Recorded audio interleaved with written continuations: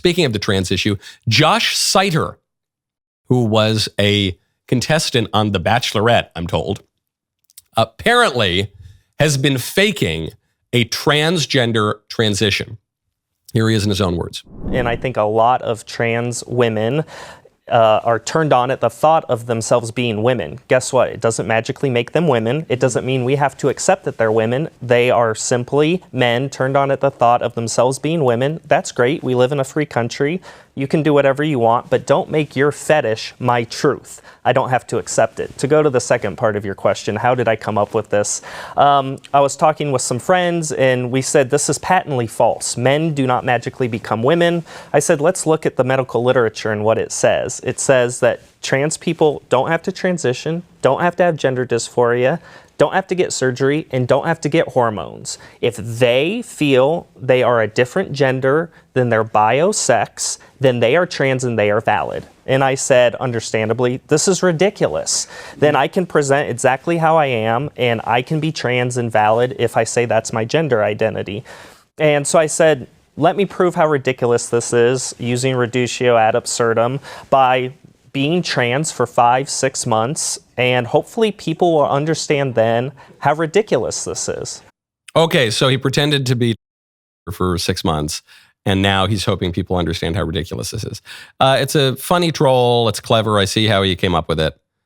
However, people are not going to see how ridiculous this is as a result of him pretending to be.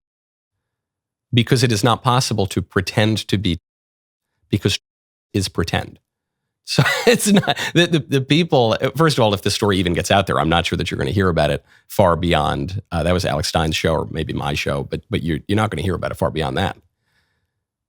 Even if people do, there's no difference between what that guy did and what any person did. It's all pretend. It is by definition pretend. So you can't pretend to be, it's just called being, which is to say it's just playing pretend.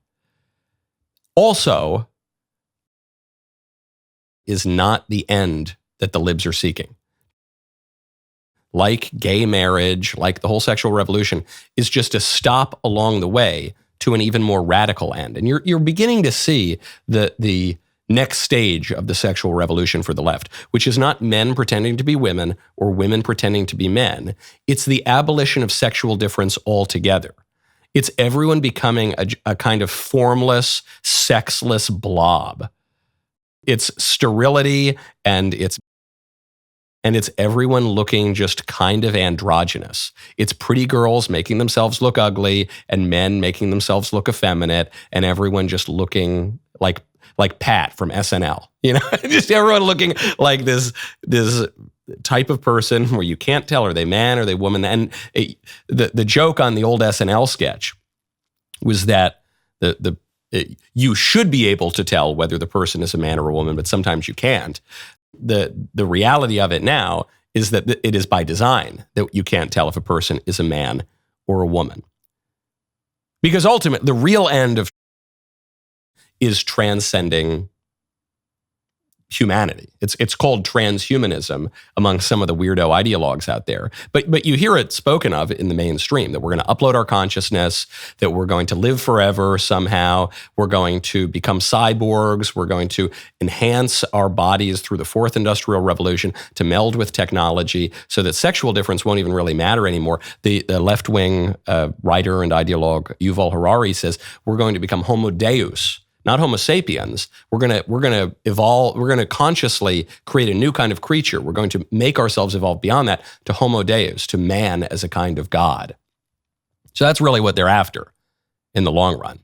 It begins not even with gay marriage or the sexual revolution. It goes all the way back to the Garden of Eden when the serpent tells Eve, "Ye shall be as gods." And it's that pride, which is the original sin, that leads people to do this, to transcend the natural limitations of humanity, be they the moral limitations that you saw blown up during the sexual revolution, be they the anthropological, or even the political limitations that you see in the institution of marriage, followed by the anthropological limitations that you see in the difference between men and women. Now you're seeing it blown up. The humanity itself is seen to be an impediment to, paradoxically, to humanity's own flourishing and development.